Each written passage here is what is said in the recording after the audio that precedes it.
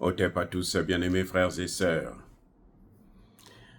Je vous ai dit que je vous ai parlé du point commun entre Emmanuel Macron et Volodymyr Zelensky, c'est que les deux ont fait le théâtre et ont été formatés. Maintenant, c'est des gens qui aiment amuser la galerie, qui font des choses, même sans réfléchir, sans même y croire, pourvu que les gens puissent les regarder, les voir faire, rigoler ou pleurer. Voilà. Parce que le théâtre, c'est ça. Vous comprenez? Alors, M. Biden a dit, il n'y a même pas une semaine, il a dit à Zelensky que je ne peux pas te faire rentrer dans l'OTAN. Tu ne peux pas rentrer dans l'OTAN. Tu es un pays en guerre. Tu es un pays, si on te fait rentrer dans l'OTAN, là, en fait, tu vas nous apporter la guerre mondiale. Donc toi, tu dois rester hors de l'OTAN. Comme il ne pouvait pas le dire comme moi, je suis en train de le dire ouvertement, eh bien, le président américain dit que non, moi je suis en transition maintenant, je ne peux pas prendre une décision aussi grave. Ça, c'est le président Trump qui va prendre cette décision. Donc d'ici là, tu dois maintenir la guerre jusqu'au 20 janvier. Quand moi je pars, maintenant la patate chaude est dans les mains de Donald Trump. Et toi, tu vas négocier avec lui. Lui, il pourra te faire rentrer dans l'OTAN parce que tu dois rentrer dans l'OTAN parce que l'OTAN, c'est bon pour toi. L'OTAN s'est préparé pour toi. L'OTAN t'appartient. Alors, mon cher ami, la balle est de ton côté. Voilà à peu près comment les négociations ont dû se passer entre Biden et Zelensky. C'est ça que Zelensky a dû entendre, ou ce qu'il a dû comprendre.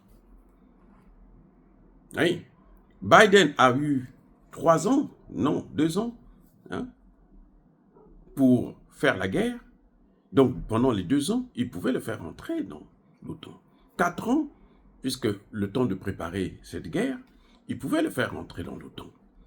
Il ne l'a pas fait. Maintenant, il dit non, c'est pour moi, avec moi, c'est trop tard. Donc, tu vas voir ça avec le président. Et il sait qu'avec le président, ça ne passera pas. Et Trump a parlé avec Zelensky au téléphone. Il lui a dit, jeune homme, arrête ta folie là. Tout le monde sait. Angela Merkel a dit dans son mémoire que nous savions que personne ne peut battre la Russie. On ne peut pas battre la Russie. On ne peut pas battre la Russie. Ça, c'est Angela Merkel qui a dit dans ses mémoires. Nous savions que même si on lui donne des armes, il ne pourra jamais battre la Russie là. Mais Angela Merkel sait. Elle est allemande, non? Pendant la Seconde Guerre mondiale, elle était encore là. Elle était déjà née. Elle a vu, elle connaît ce que c'est. Vous voyez ce qui se passe. Et donc, qu'est-ce qui arrive là? Vous avez monsieur Trump qui dit à Zelensky que arrête cette guerre. Arrête cette guerre. Parce que tu ne peux pas la gagner. Monsieur Trump a rappelé à Zelensky que, mais tu oublies que les Russes là sont ceux-là qui ont anéanti Napoléon Bonaparte. Celui qui a mis Haïti dans cette situation. Napoléon Bonaparte. Il a été arrêté, stoppé net par qui? Mais par les Russes. Et l'Ukraine, qui avait fait partie de la Russie, connaît bien cette histoire. Et donc toi, tu devrais connaître cette histoire. Tu n'es pas né hier. Voyez-vous ce qui est en train de se passer? Maintenant, il y a un autre aspect, mais il n'y a pas que ça que Trump a dû lui dire. Trump lui a fait comprendre que, mais ce n'est pas nous qui avons, ce n'est pas les États-Unis qui ont gagné la Seconde Guerre mondiale, c'est la Russie. C'est la Russie qui est rentrée dans le bunker de Hitler. Quand les États-Unis arrivent là, la Russie était déjà dedans. C'est parce qu'eux, ils avaient la communication. Et ils ont fait la guerre de communication. Et ils ont gagné cette guerre de communication. Ils ont fait croire au monde entier que ce sont eux qui ont gagné la guerre, que c'est le débarquement américain qui a gagné la guerre. Et ils ont imposé une dette à toute l'Europe. Vous comprenez? Voilà ce qui est en train de ce qui s'est passé. Donc, Trump dit à Zelensky, mais tu peux pas. Tu ne peux pas. Monsieur Zelensky, arrête avec ça. Parce que les Russes que tu vois là, ils sont trop forts. Regardez l'OTAN. Ça fait combien d'années que l'OTAN est en train de se mener la guerre contre un seul pays. Un seul.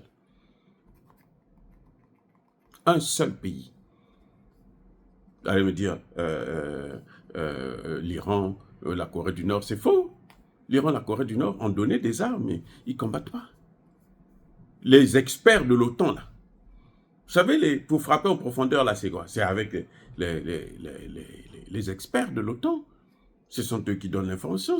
Ils sont en guerre. Ils sont en plein dans la guerre. Mais la Russie maîtrise tout. Vous êtes rentré dans Koursk. Il rentre dans Koursk. Le lendemain, Poutine voyage, il s'en va à l'étranger. C'est pas son... Il était parti, je pense, en Mongolie ou je sais pas où. Il voyage. Il dit, mais la partie dit, non, ne vous en faites pas. Quand je veux revenir, on va s'occuper de ça.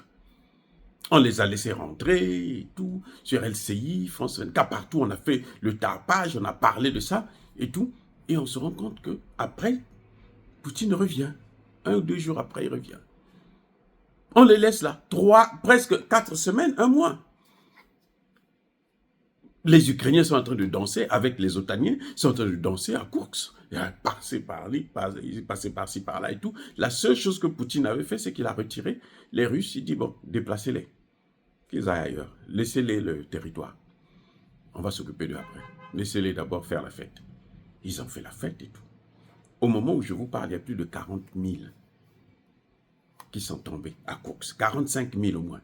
À Koursk, là seulement. 45 000. Ils étaient 50 000. Donc, dites-moi combien il reste. Ils ont certainement eu des renforts. Mais 40 000, 45 000, c'est trop. Vous vous rendez compte? Il y a une petite portion qu'ils occupent là. Et les Russes sont en train de les regarder. C'est-à-dire qu'on les observe seulement. Ils ne peuvent pas avancer. Ils ne peuvent même pas reculer. Vous voyez dans quelle situation on les a mis? Ils ne peuvent même pas reculer pour repartir. Ils sont à course, ils ne peuvent pas bouger. On les regarde seulement. Les plus courageux se rendent. Les autres, ils meurent de faim là-bas.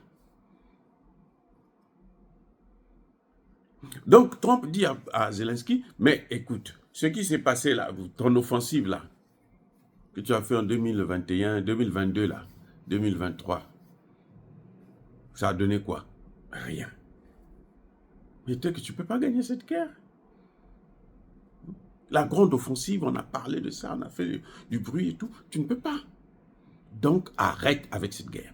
Trump a été clair avec Zelensky.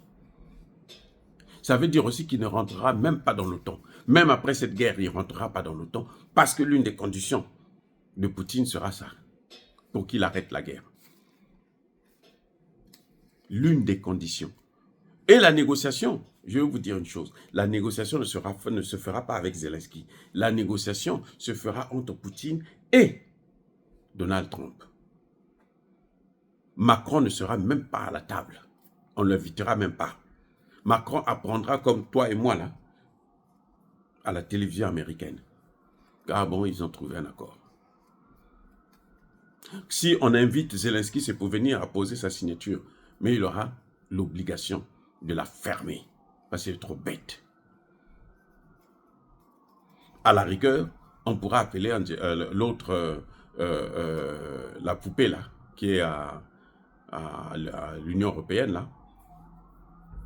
Ursula, on l'appelle, viens t'asseoir et tais-toi. Regarde comment nous on travaille. Voilà. Donc, bien aimés frères et sœurs, c'est dommage que Zelensky ne comprend toujours pas ce qu'on lui dit et il apprendra tout à ses dépens. Et nous, on ne peut rien faire, on ne fait qu'observer et malheur pour ce peuple ukrainien qui méritait mieux. Soyez bénis, abondamment bénis par le Dieu de Kémit.